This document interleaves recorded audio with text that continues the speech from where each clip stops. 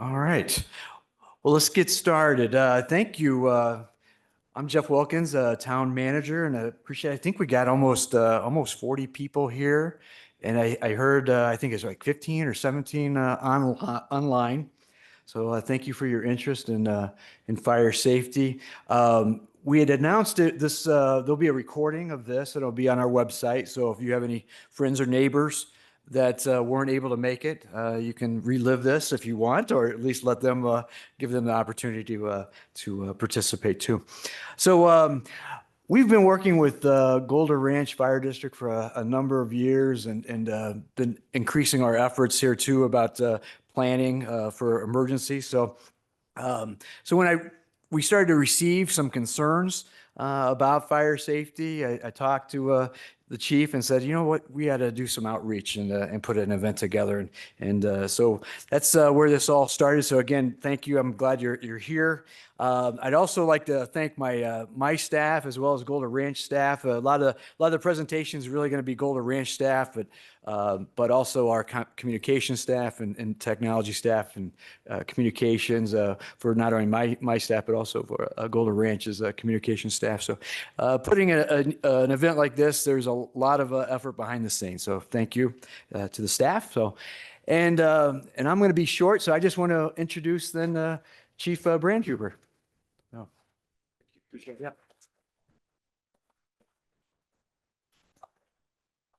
So Jeff, do I have 3 minutes with the timer? And I didn't fill out a blue card, sorry. Welcome everybody. Thank you for coming today. We're excited to partner with the Town of Oro Valley, and I appreciate Oro Valley staff and Mr. Wilkins. Thank you very much for putting this on. Also want to thank Oro Valley Police Department. We're proud partners with them in making sure that the Town of Oro Valley has premier public safety services. So thank you for being here. Now, I'm only going to talk for like another 30 seconds because I try to surround myself with very smart and talented people, and two of those people are going to do the presentation today. We do have other staff here that will be able to answer questions later. And so I want to introduce our two speakers who are very phenomenal people, very professional, and we're very happy that they work for our district. First person, when she's done whispering, ready, okay, is our Deputy Chief Fire Marshal, Jen Akins. And she's going to be talking about fire prevention, also going over the Vistosa Trails inspection and review that with the town staff and with the state and Golden Ranch, we walked through the property to come up and we're going to present what we found. And also we have Captain Colin Port, who is a member of our wildland team. So these are two subject matter experts who are much smarter than I am and who are going to be able to give you a good presentation and answer questions. But we'll be here as long as you have questions, and I thank you for coming tonight.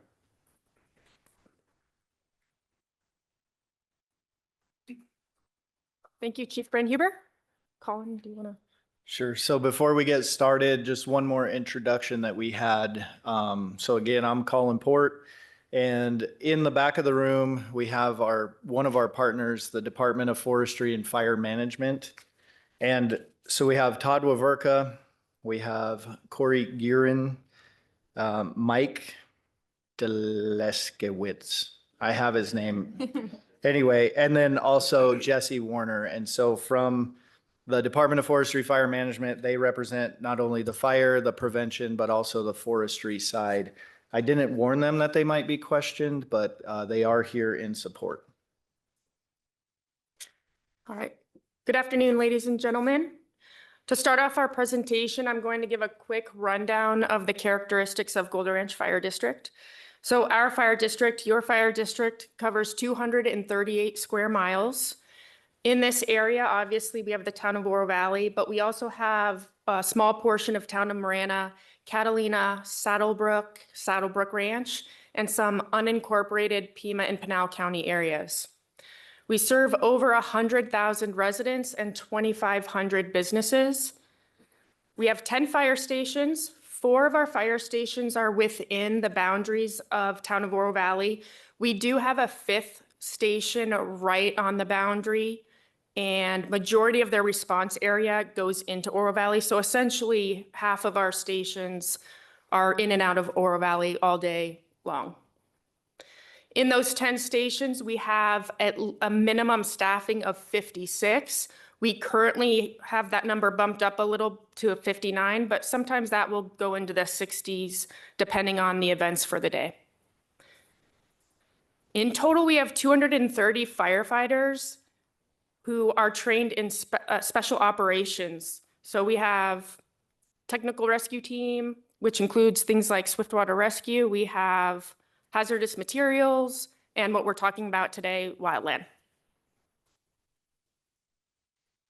So specific to our wildland fire response for our district, we have special apparatus for wildland, which includes 6 brush trucks.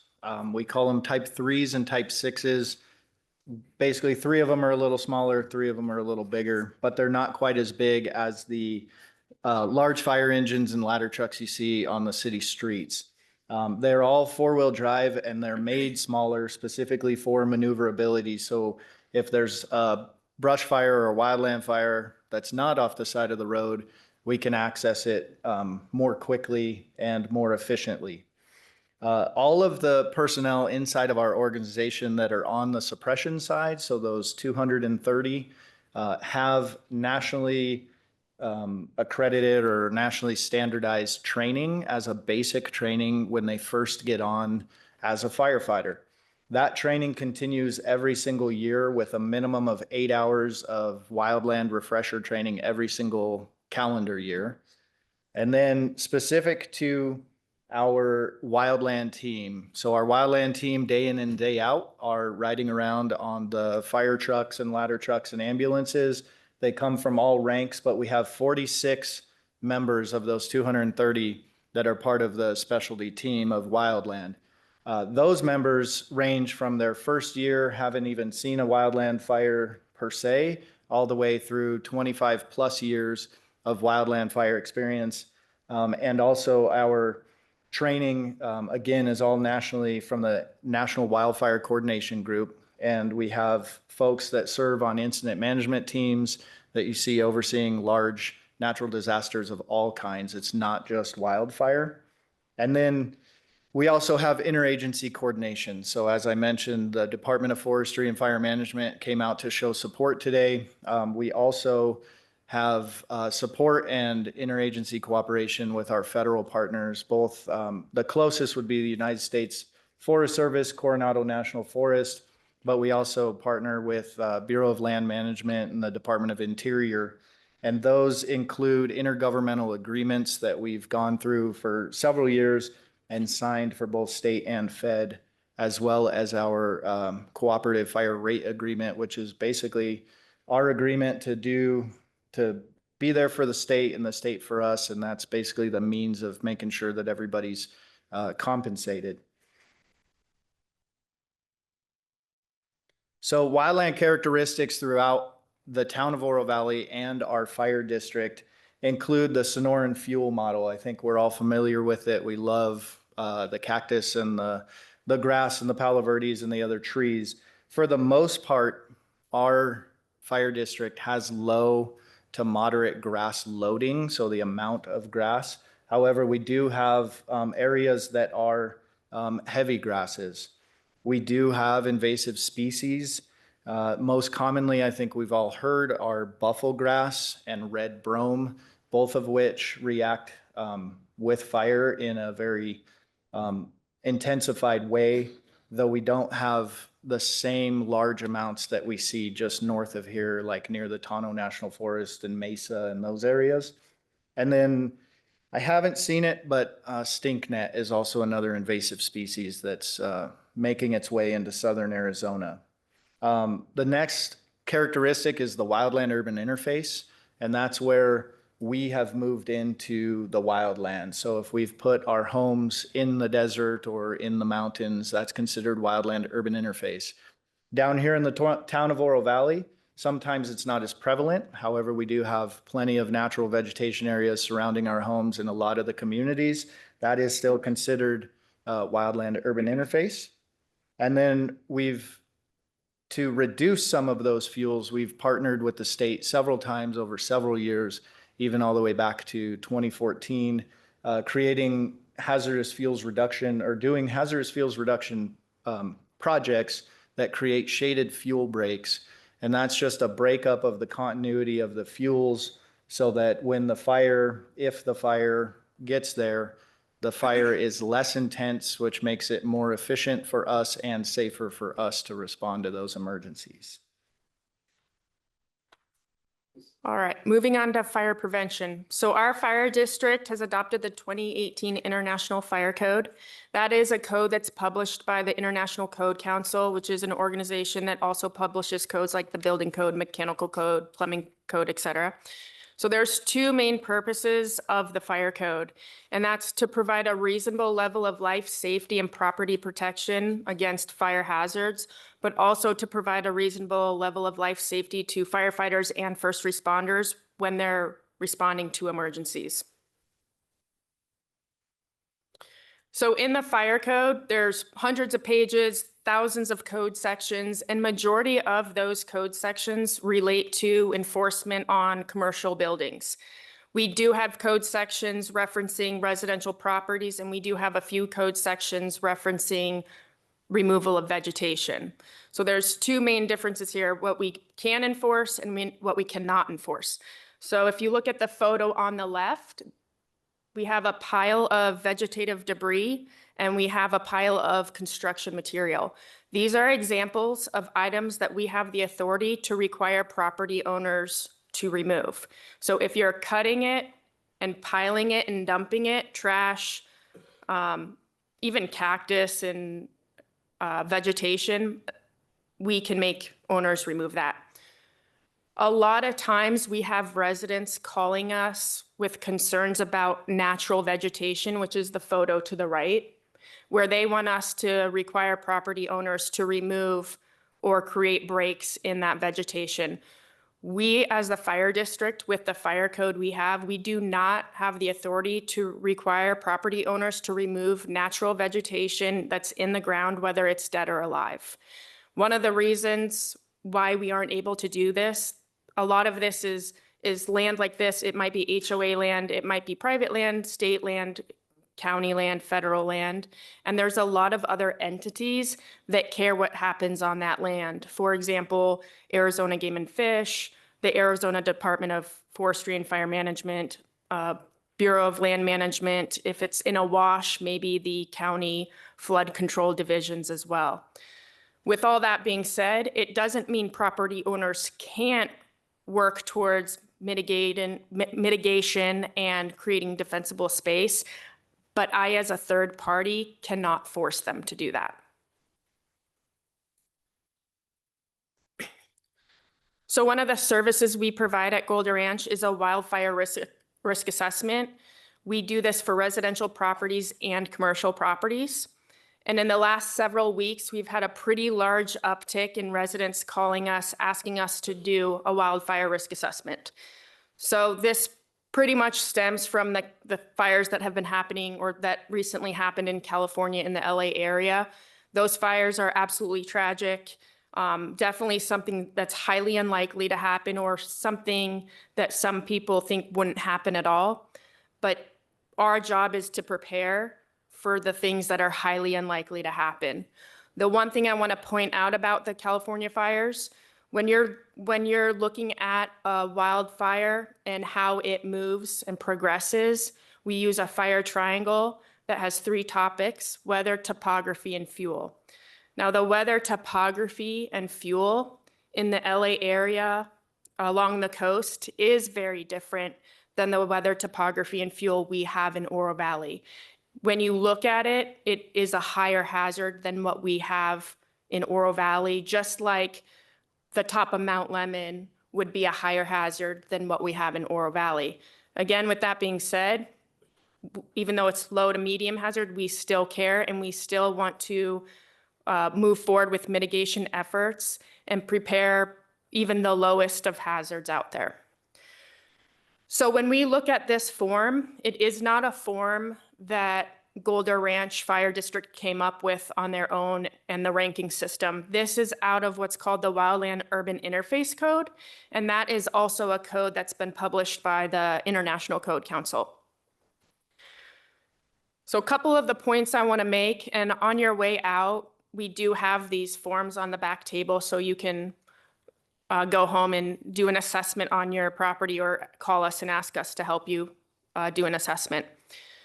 So like I mentioned, topography, this form includes items like topography and vegetation, but we also look at a lot of other factors that are a huge plus in the Oro Valley area. So do you live in a subdivision? Is there one entry point or multiple entry points?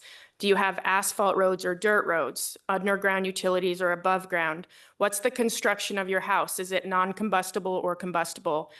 Well, we talk about fire flow. To us, fire flow is available water in most cases from fire hydrants. That pretty much covers the topics of the form. So I want everyone to think about their house for a minute, because most of the residents that call us are in between about a 23 to 29 points on this form, and anything below 40 is considered low hazard. So an example of that 23 to 29 points would be, I have a house with a tile roof, stucco siding, an asphalt road, cul-de-sac turnarounds. My road width is at least 20 feet wide. Majority of the local roads in the subdivisions in Oro Valley are, when you count the roll curb and gutter, are 24 feet. If I didn't mention it, underground utilities, relatively flat terrain, that's going to end up to be around a 23 to 29 point rating when you use this form. So majority of the times we do these assessments on residential properties, but recently we did do an assessment on a commercial property, the Vistoso Trails Nature Preserve. So I'm going to go over, the next several slides are relating to that assessment and what we found and what our conclusion was. All right, all the pictures you're going to see on the next several slides are from the Nature Preserve. So people from Golder Ranch Fire District, Town of Oro Valley, and the Arizona Department of Forestry and Fire Management met on site. We got in golf carts and we did a 6-mile loop around the entire nature preserve. Upon first glance, what we saw is relatively flat terrain, and that the Sonoran fuel that Captain Port was talking about a few slides back. So right here, we are identifying patchy desert scrub. The reason why we are presenting this picture to you and talking about patchy is because we want you all to learn about the difference between a continuous vegetation and patchy vegetation. So right here we have a low fuel, and let's say the bush on the left side of this picture catches on fire. It's gonna burn, and then the bush to the right of it is also gonna catch on fire. And then that's going to continue to burn, but there's not an additional bush. There's not a third bush. So what's gonna happen is the fire's going to, slowly consume these bushes, catch this grass on fire. Now we have a bunch of grass and dirt, and the fire's going to slowly spread to the next cluster of bushes. So if we had continuous bushes all the way along, the fire's going to move a lot faster than when we have patchy vegetation like this photo. There's quite a bit of patchy vegetation in the Vistoso Trails Nature Preserve.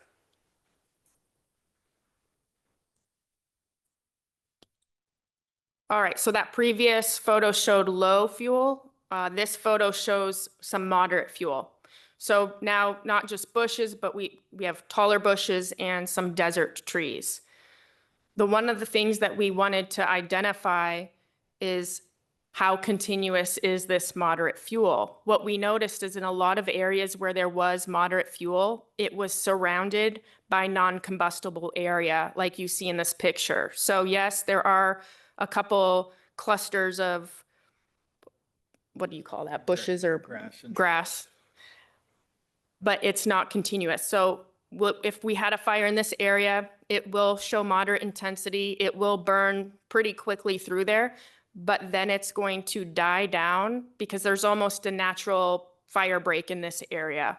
And the entire cluster of moderate fuel in this area was surrounded by majority of the dirt and the grass. So again, it will create a slow moving fire, and it gives us as first responders time to get out there and manage that fire.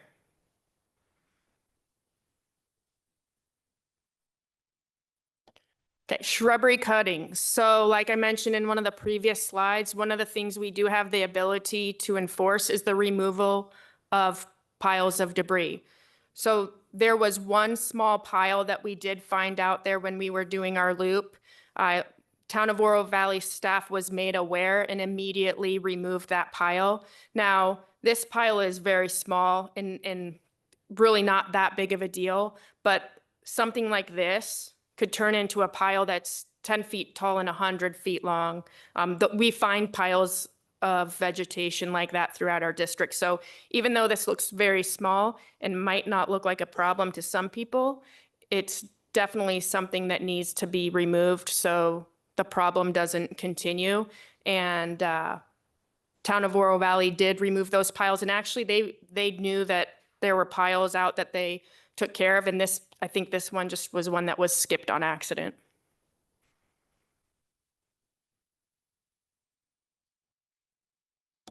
All right, so another thing we're looking at when we're doing our assessment is access and fire flow. Again, fire flow is water from a hydrant. So this picture on the left is an aerial shot of the Vistoso trails. You'll see a bunch of red and blue dots on that photo. Those dots are all of our hydrants in that area. I counted the hydrants directly adjacent to the Vistoso trails, and we have 122 hydrants surrounding that property.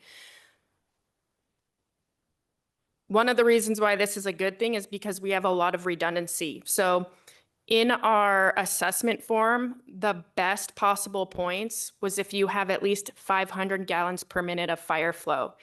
All of these hydrants in this area provide at least 1,000 gallons per minute. So we have twice as much water is what the best rating on the form is, but we also have the redundancy of over 100 hydrants. And Town of Oro Valley Water, their system split up into different zones. So again, thinking worst case scenario, something happens to one hydrant, well, not too far away would be another zone where we can access water. We also, in our entire fire district, have 10 water purveyors, and we also have water tenders. So again, a catastrophic event, we have the ability to get water from many different areas. The other thing I want to point out, some of the hydrants are blue, some are red. Our firefighters go out every single year and do an inspection on every single hydrant in our fire district. We have close to 5,000 hydrants in our fire district, and they will open every hydrant, make sure water's flowing, make sure the threads are clean, make sure that the nut on the top of the hydrant is easy to open, make sure there's no bushes blocking the hydrant. So this is something we do every single year. The picture on your right,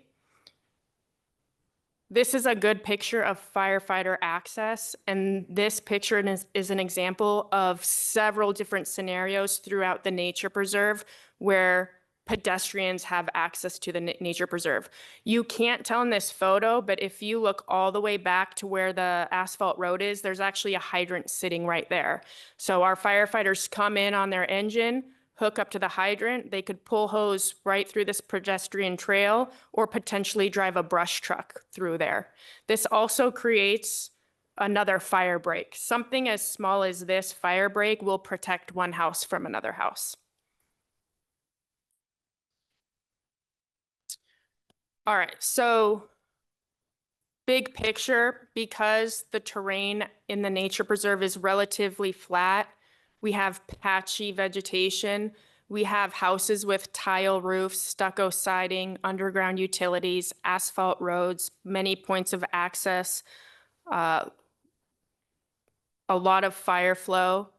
We do feel that the Festoso Trails Nature Preserve has been maintained to a reasonable level of safety for life safety and property protection and to protect our firefighters. If there was a fire in this area, we do believe it would result in a low to medium fire intensity that our firefighters are completely capable of handling.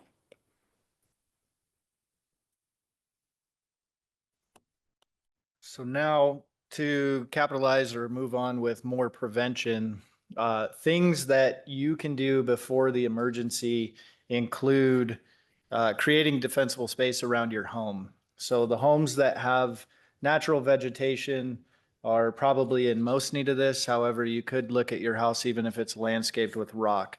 The goal would be to work towards Firewise, and this is not a Firewise discussion per se, but we're going to hit on it because it is a great program.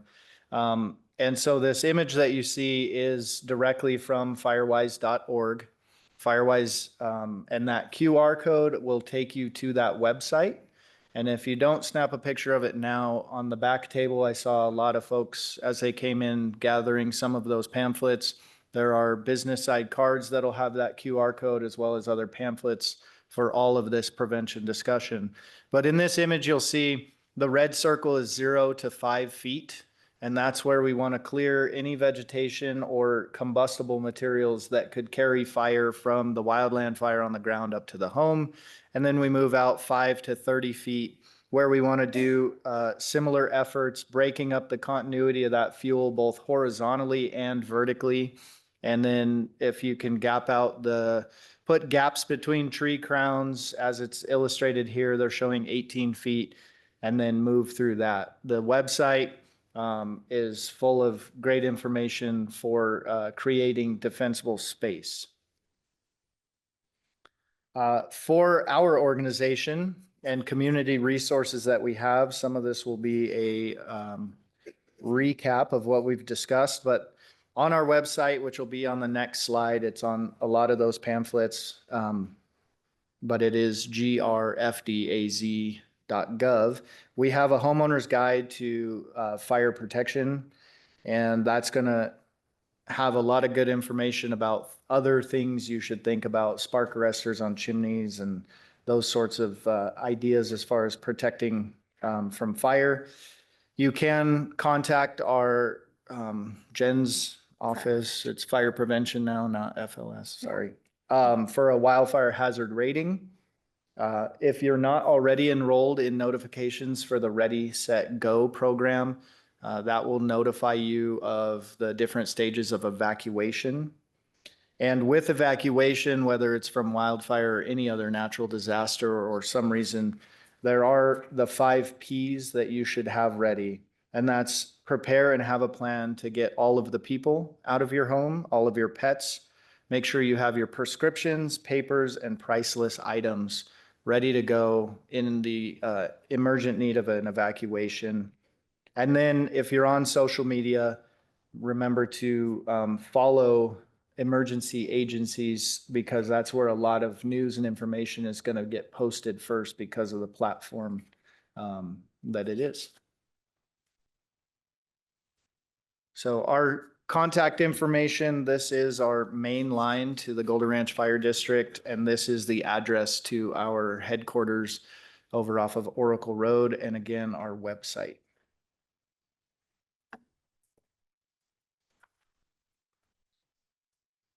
Ready? So. We're ready for questions. Okay, I think we're gonna have a couple people with mics coming forward.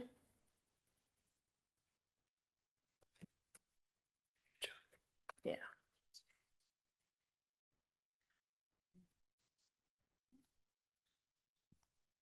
Could you go back and put the slide that had the addresses for those of us who would like to write it down? This slide. Probably just leave that one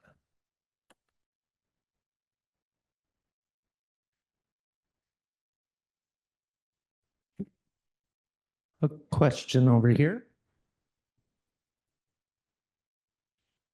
if vegetation, for example, a big tree falls in a nature preserve between your house and a cart path, is that something you would consider to be a hazard and have the town remove? If a tree has fallen, it can't just sit there, but I don't know all the rules on a nature preserve. I know there's special rules about what you can remove and can't remove, but if that happened and a resident called me, my next plan of action would be to call the Town of Oro Valley Parks and Rec and find out what the special requirements are specific to a nature preserve. If it wasn't a nature preserve, yes, I could write a report and have the property owner remove the vegetation. So at the end of the day, who controls, you or the nature preserve? The nature preserve has more authority to what happens on that property than we do as the fire district. Thank you. Hi, thanks for your talk. So I have also a question about Vistosa Trails. You are seeing it now in what I call its most bald state. We didn't get a lot of rain this winter, but last winter and the winter before, we got a ton of rain. And when it rains, it just explodes out there.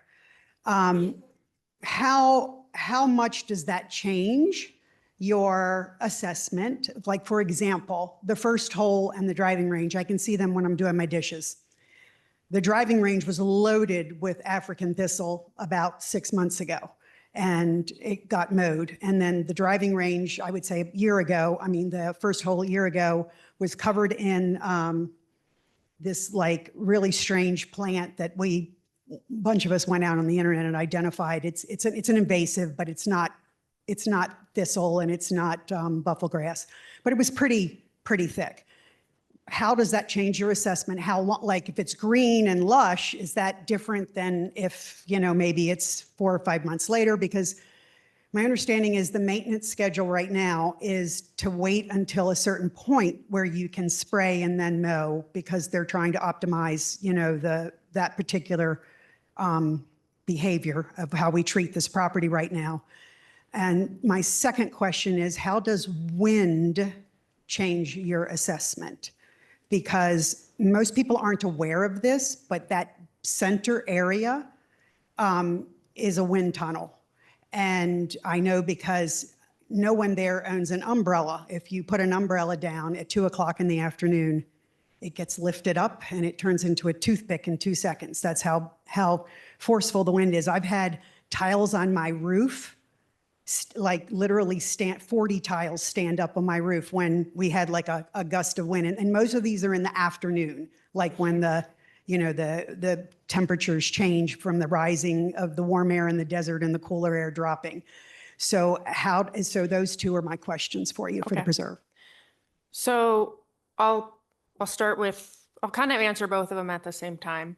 But when we look at that area and all the factors, yes, if there's dead vegetation, that's going to make a more intense fire. But when we're looking at the rating forms, we look at, it's a national standard, so it wouldn't change the results of the nature preserve that much, because an example of a high hazard is a log cabin on the top of Mount Lemon with dirt roads, no water, dead ends, and surrounded by pine trees that are continuous. That situation it can't happen where the nature preserve is. Now, talking about wind, yes, wind does play a factor. So for example, I'll just use the top of Mount Lemon example again. The reason why it could be so hazardous up there with pine trees, one, you're on the top of mountain, so fire moves up. Now you have trees catching on fire. The fire moves up the tree, catches the tree crown on fire. And then it moves from tree crown to tree crown to tree crown. Well, now you have, let's say, a 30-mile-an-hour wind. That fire is going to be pushed by the wind. The tree crowns are now on fire and they're burning, and now debris is falling out of the trees and landing on the tops of cabins. A lot of cabins have like metal roofs. I would imagine not all do, but if you have combustible material landing on a wooden roof, Now, that's why that specific property would have a high hazard. So when I look at all those factors that create a high hazard, even if the vegetation in the nature preserve was dead, yes, it makes it more severe, but it doesn't make it probably wouldn't push it into a high hazard like the example on top of Mount Lemon. It definitely would be harder for us to deal with that fire, but I don't believe it would push it into a high hazard.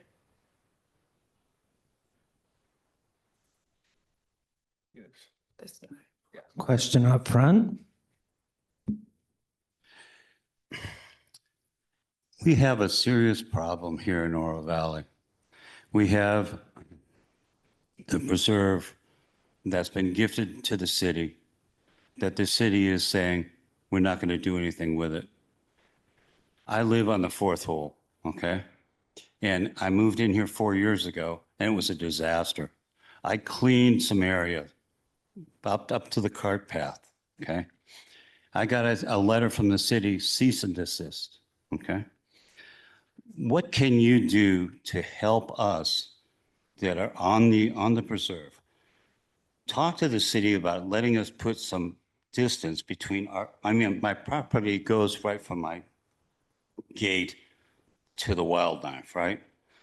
Can you work with the city to say, let's get people to have at least 20 or 30 feet out off the preserves? So if a fire does come, we have some distance. It's not like this. When the golf course was here, you had a big green area and you had, it's not going to advance like it will now. Today, in 60 days from now, on our fairway, it used to be the fairway, it's going to be, the grass is going to start to grow, okay? And by the time of end of May, it's going to be 20 inches tall. By the end of July, it's going to be a fire hazard. Now, the city came in and mowed in November. If you can help the city maintain this thing so it's not going to be a fire hazard, it would be a gift, okay? Are you making recommendations to the city for cleanup, or you told us that it'd be helpful to have a 30-foot fire break there. Are you making recommendations to the city for such things? Sorry, my name's Eric Perry. I'm the Assistant Chief of Community Risk Reduction. I just wanted to jump in here real quick. One of the things that it's important to remember, they've talked about the Sonoran fuel model, the buffalo grass, the light fuels that are out there. When we look at those light fuels, yes, they burn quick, but that's just it. They burn quick and they don't sustain. So it's a quick flash fire. Typically, it's not going to sustain enough to carry into the houses, particularly combined with the construction types that we have out there, with the yards that you're maintaining to keep that defensible space. So when we make recommendations for defensible space, we're more talking about around your exact property. As far as the preserve itself, we really don't have the ability to enforce any sort of maintenance of the vegetation on this preserve because it is a nature preserve. Well, it's not an important enforcement as a recommendation for the 500 people that border this golf course. Absolutely, absolutely. It's very, very frustrating. Understood. And we work with the town very closely, and we've talked to them about, our recommendations as far as maintaining properties. But by and large, the best thing that can be done is to maintain your properties. And it's very unlikely to spread outside of the vegetation in the preserve.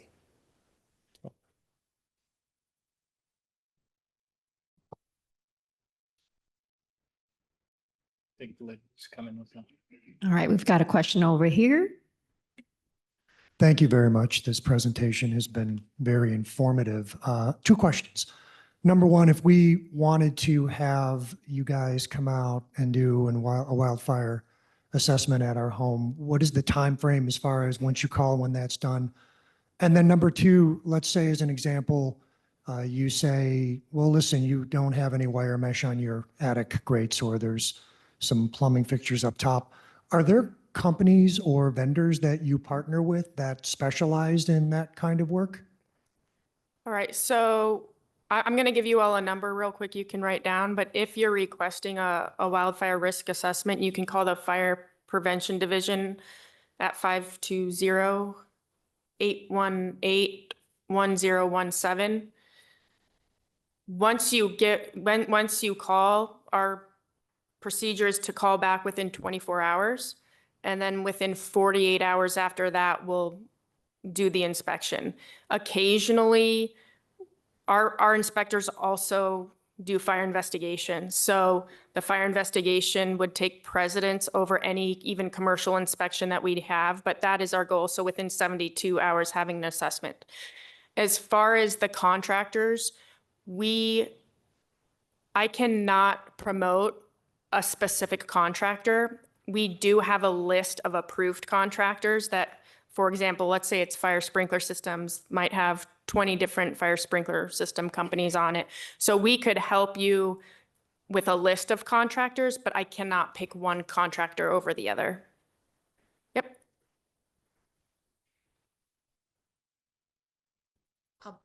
I'll be real quick. I did have someone come recently. They came the next day, and I really appreciated the time. And they told me a lot of things you've said here today.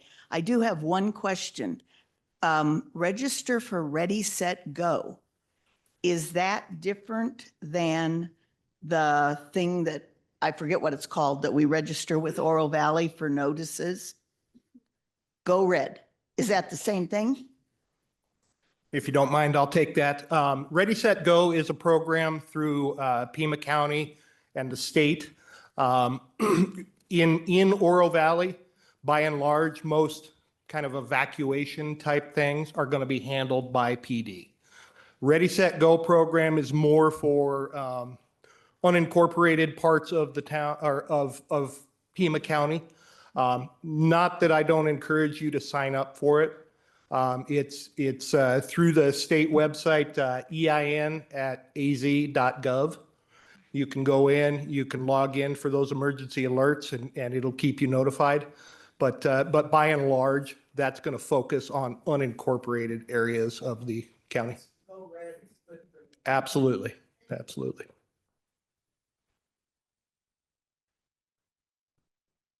I'd also like to thank you for this. This is a terrific program. Really appreciate it. Just maybe you could speak to the issue of, you got lots of fire hydrants, but is there an unlimited supply of water that can be provided? I know that was an issue in LA, that they had lots of hydrants, but no water. So you. Hi there. Thanks for the question. My name is Peter Abraham. I'm your Water Utilities Director. So throughout our system, it was mentioned, we have several pressure zones, lots of fire hydrants. Of course, there is no such thing as an unlimited supply. We are limited by booster station capacity, reservoir capacity. But I mean, we do have a lot of capacity. I feel very confident with, to be honest with you, I don't know if you could throw enough assets at our system to render it ineffective. I mean, if you put 10 tenders on 10 adjacent fire hydrants, yeah, you could exceed the limitations of the system in that area. I don't know if those kind of assets can be brought to bear that quickly, but let me just give you an example. When we had the Bighorn fire, the early stages of that, your Oro Valley Water Utility was the water resource provider.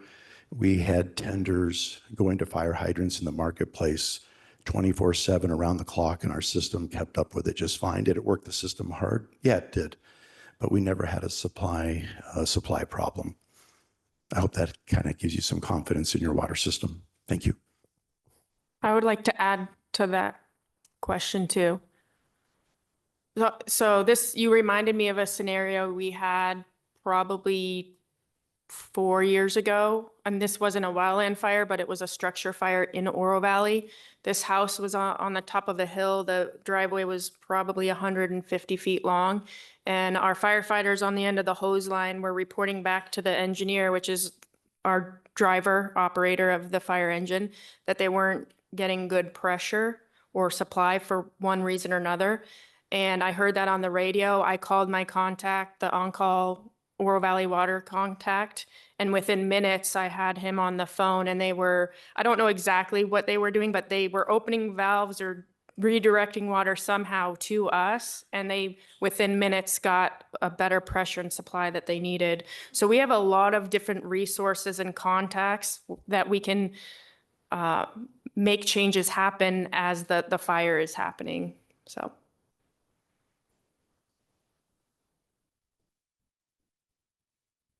Yeah, I'd like to also thank you for the presentation today. I never believed we had that many fire hydrants around the trails. It seems to me that when a disaster hits, and you've mentioned that in your articles here after the California, Los Angeles thing, where we've all become much more sensitive to going on. I'm wondering what they didn't do right. An airplane crashes into a helicopter, and all of a sudden we become extremely concerned about those kinds of things. It strikes me that we should be as prepared as we possibly can be. We used to have a nice pond out there off Vistoso Highlands. And we used to watch the fire departments come and train at that pond. I'm curious if that would be an asset that could be helped to be preventable on the unlikely event, obviously, but in the event that we would have a problem that occurs in Vistoso Highlands. Would you see that as a benefit? I know it's controversial a little bit, but is it something that could be an added asset to the fire department in the unlikely event, but the possible event of a major fire coming through our Vistoso Highlands? Train now. So I'll start with the first question, and if any of the chiefs disagree with me, please jump in. But I feel like I don't think we would ever use a pond or a lake in our fire district to draft from to get a water supply. So I know we have 10 water purveyors, so we have the redundancy there. We have about 5,000 hydrants, but let's say just all of a sudden no water in Oro Valley at all. So we have tender operations. How many tenders do we have about, do you know? 4? 5 or 6. So we have several tenders that could be 2,000 to maybe 3,500 gallons in each truck. We can drive a couple miles away to the next water purveyor. We drop a tank on the ground, and then we have tenders shuttling back and forth. So we're drafting from our drop tank, not from a pond. So the training that used to go on there was of no value?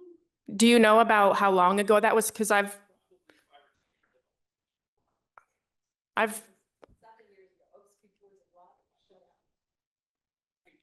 I've been here for 15 years. I don't recall us ever drafting from a pond. So, We watched you, so. so to say that it's no value, yes, there are some instances out there, particularly in the wildland arena, where they may utilize standing bodies of water for drafting purposes. However, inside the town, with all the redundancy that we have, we would not use it for that purpose. Not to say we haven't trained there, or, we would not use it because we don't like to, in our apparatus, drafting out of something like that, and we get a rock, we get a piece of debris or something, it's a problem in our apparatus. So we stay away from that type of drafting. Sure. Potential benefit might help city council, because they're a little bit divided from what we understand in the Sure. front, as to whether or not the value of this can be much broader than just fire, but fire nonetheless. Okay. when we advertised the event, we said that people could watch from Zoom, but we didn't have it initially set up that where you could ask questions from Zoom. But so we had to pivot real quick. We have one person in the queue apparently that would like to ask a question. I don't know if we're prepared to be able to put that on or not, but again, thanks. We are okay. Well, again, thanks to our IT staff for making that adjustment on the fly. So if the person, Scott, is the person ready? Hello, can you hear me? Yes, we can hear you. Hi, Teresa Shaw with Coldwell Banker across the street from you guys. As a realtor, I noticed that a lot of the subdivisions that have HOAs, as well as the new build communities, will have a requirement to have at least one tree in the front yard.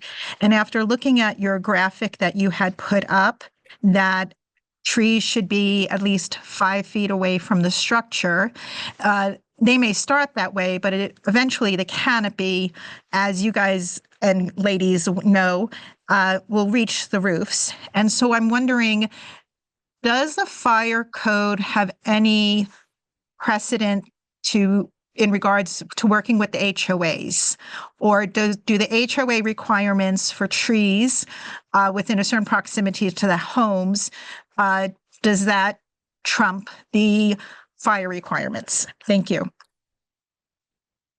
So regarding trees and vegetation that's in the ground, our fire code does not allow us to enforce the removal or any maintenance of that vegetation. The HOAs actually have more authority to require the homeowners to do different things on their properties. Again, the fire code is mainly directed at commercial properties, and I cannot go on anyone's private property without permission unless there's an emergency, but I cannot go on anyone's private residential property and start telling them they need to landscape their yard a certain way. We could always give recommendations. So our recommendation is to trim your tree so it is not touching your house. But if someone says, no, I like my tree, I have no authority to tell them to do anything otherwise. Thank you. Thank you so much. I appreciate all you're doing for our community and for this forum today. You're welcome.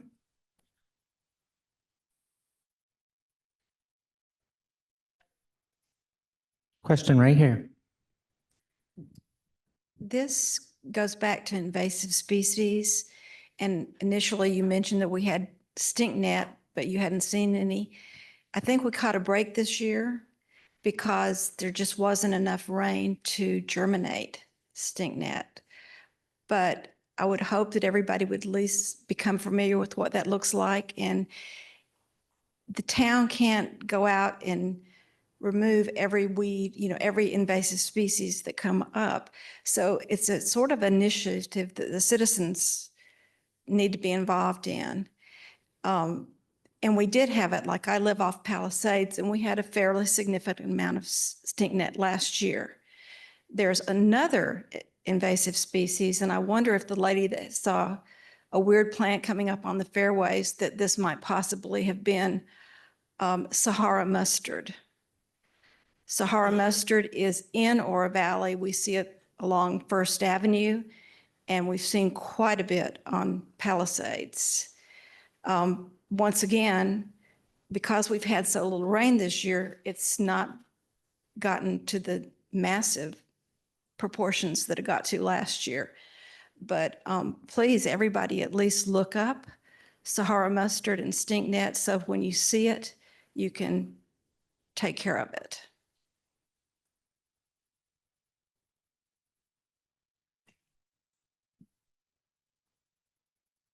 I'm making my way to you. We also have a question online that we'll take right after this.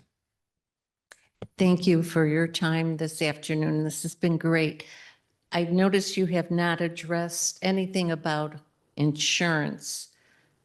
I have heard people say that they've had their insurance canceled because of the fires. The rates are going sky high. Is there anything that can be done to help our insurance? So we've actually had residents calling us for about 2-3 years, but not very often. In the last 6 months, we have had a lot of residents calling us about the insurance issues, either rates going up or being dropped. Our rating form we use is not the same rating form that insurance companies use. Our rating form is a third-party national standard. Insurance companies use their own rating. I don't know what their rating is. I don't think they would even tell me what their rating is. We learned a couple years ago that us providing letters to homeowners or even going straight to the insurance companies for them did not do anything. The insurance companies don't make their rates based on what our form says. It's their own form. So my recommendation, another thing we've kind of noticed over the last year, a lot of the smaller local insurance companies are more willing to insure residents.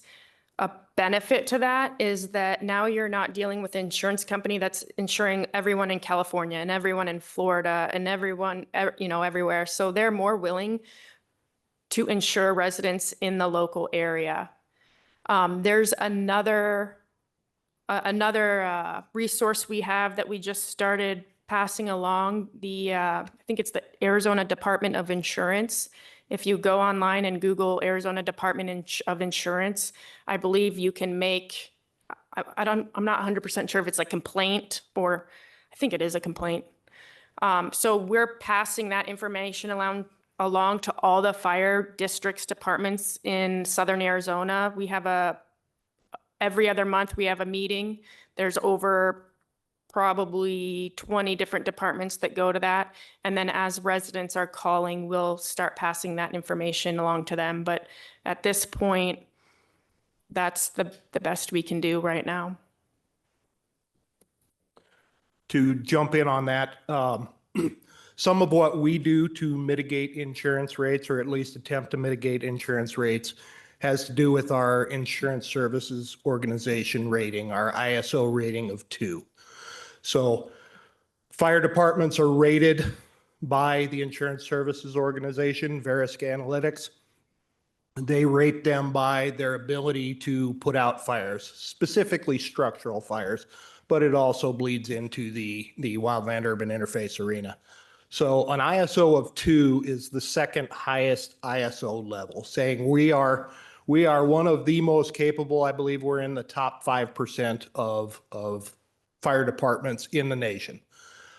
So that helps. That is something that insurance companies can take into consideration.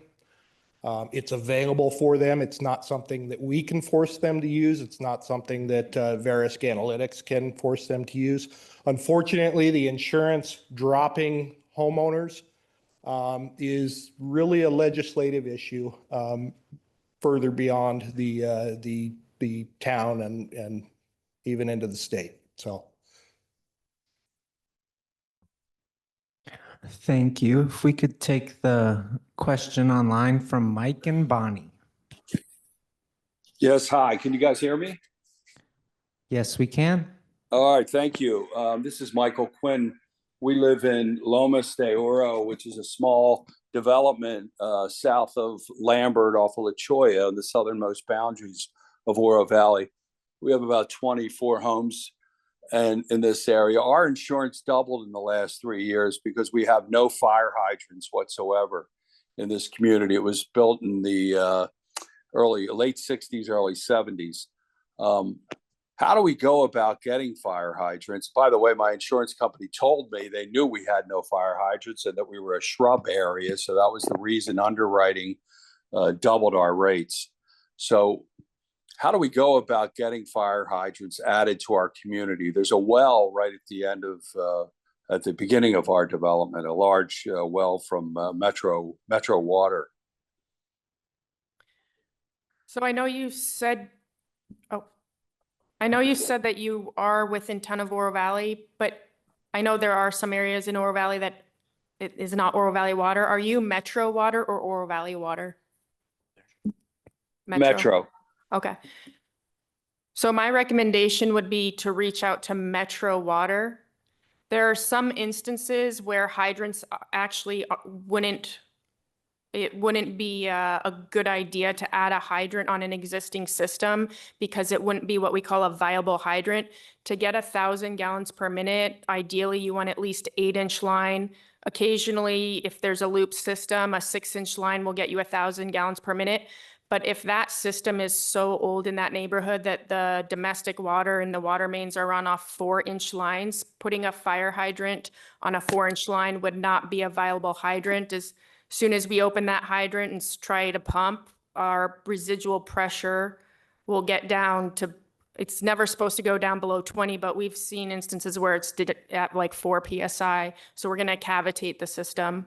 So my first step, if I were you, would be to call Metro Fire, see what the water main sizes in that neighborhood are, and see if hydrants are viable. We do, as Golden Ranch Fire District, have monies for approximately 2 hydrants a year, where we could potentially help install a hydrant. But first step would be to talk to Metro Water. Okay. Well, thank you very much. And thank you for this valuable information. Great presentation. Appreciate you guys. Thank you. Any other questions in the room?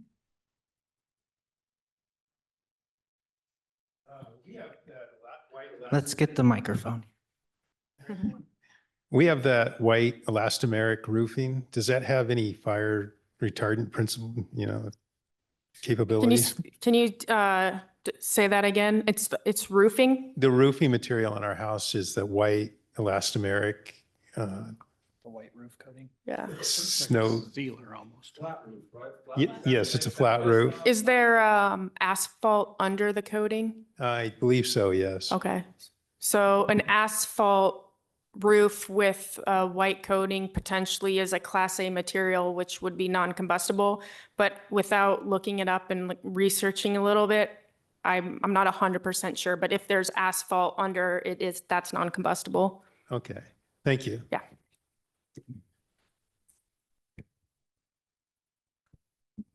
I just researched that a little bit. Oh, okay. So I will tell you that there are a lot of products out there that say they increase the fire rating if you put them down on a flat roof, because I'm considering doing it to my patio roof. I have tile otherwise. So it can be done. I think the biggest thing is probably finding the right person to do it.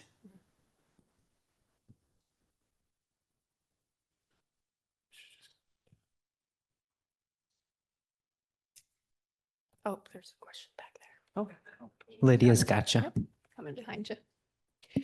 So I have a question. My husband and I lived in Sonoma County, California for 20 years through some of the worst fires, that were there. And a lot of information when you're not used to dealing with where to find information when fires are happening. I know there's Watch Duty, NC Web, Pulse Point. There are a lot of apps that people can use that they may want to learn about, because I think there's, and not just the, obviously our law enforcement, our firefighters, and getting any information from the government sites. But do you guys have recommendations? Because it's really helpful. Even when there's a fire around here, I can get on Pulse Point or Watch Duty, and I can see where it is when I smell smoke. And maybe it's a little bit more comforting to know that something is under control. And I don't know if you guys have any recommendations for things like that. I don't know that I recommend one or the other, but I know personally for response and just intel, I use all of those. So NC Web, Pulse Point, and Watch Duty are all apps. So they're all pulling information from basically one database and they're just different products that are pushing out that information, and you can turn on notifications and have just in your county or just in your state, et cetera. They have like geo fences that they can set up. So they're all good. I don't know that I recommend one over the other. Could you give those names again? Absolutely. INC Web, which is INIC. Did I spell that right? IN. Looks like you spelled it Web. wrong. Yep. And that's going to be I guess Battalion Chief Spanarella is going to write them down for you. The other one is a mobile app that's easier to spell. It's Watch Duty. And then Pulse Point. Pulse, Pulse, and Point, Point. A spelling bee thing, Chief. Should add somebody smarter. I'm a numbers person.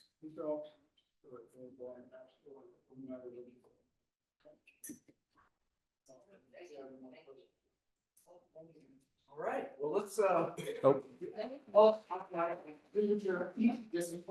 One final question. Do you know if Oro Valley now has a law on the books that says that you must maintain your property until it's sold? 7 years ago, when the property of Vistoso was closed down and the water was shut off, I called both Oro Valley and I called Pima County, and they told me that neither one had any laws on the books that said a property had to be maintained until it was sold. That's scary to me when it comes to fire.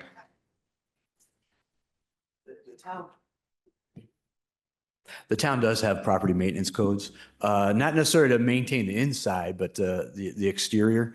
In fact, here recently, the town council, at staff's recommendation, just made a change to our property maintenance code on the notification. We had a couple of homes that were in bankruptcy. Bank had taken over the ownership of the home. And but the way our notification was listed in our ordinance, it had been a few decades since that section had been. So we, if we followed our notification, it could never get to the owner. So we changed those, that code to where it gives us more options to give the notification. In that particular case, the bank did come in fairly promptly and made the improvements to the outside. So I will say, and this was on another question, I'm sorry, earlier, the HOAs do have a little more authority. Now, granted, HOA's teeth are putting, a fee on, and then they got to collect it, as a lien. So that's not always the best thing when you're trying to sell the house too. But anyway, you had a follow up. I'm sorry, I cut you off. Oh, I said residential and commercial properties. Yeah, the commercial, it's still a property maintenance code. Yeah. Yeah. And when did that take place? The ordinance has been around a while. So. Some years ago, when the water was shut off and the property on the golf course went kaput, nobody said it had to be maintained in the this. Oh, you mean about the golf course property itself? That is different. I mean, that is a publicly owned property. It's not a commercial property or a residentially zoned property. It's so that is a different open space type of, but if you're talking about a property around a business or around a home, that's where I thought you were asking the question. What's around our home? Around a specific, a property owner's home. So these are great questions, and I thank you to Golden Ranch. Yep. Do you have any final words or? Yeah, okay. First of all, I want to thank the residents for coming today and asking the questions. And I really want to thank Jen and Colin. Great job, guys. This is their first presentation. They did really good.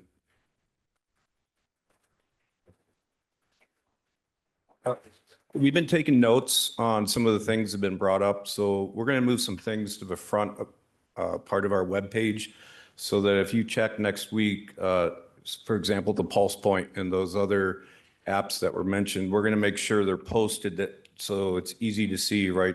I think it's called a splash page, Lydia. Is that what it's called? I don't know. I'm not good at tech. I apologize. And also to Jen's point about the insurance, we actually on our website, like 5 pages into it, we have the website address to reach out to the state if you have a complaint or question. We'll make sure we move that to the very front so that it's easy to see, so you don't have to navigate to find it. But again, I want to thank the town staff, IT, you've been great. I know it's a lot of work to do that, and also all the GRFD personnel. And the state got off pretty easy. They're sitting back there just anxious to answer any questions you might have. But thank you so much for showing up. And to our Oro Valley Council members that showed up, thank you. And then we actually have one of our board members from Golden Ranch Fire District, Miss Sandy Outlaw, is showed up today. So thank you, Sandy. But thank you very much for your time. And we're going to stick around if you have some more in-depth questions or concerns. We'd be happy to answer it. Thank you.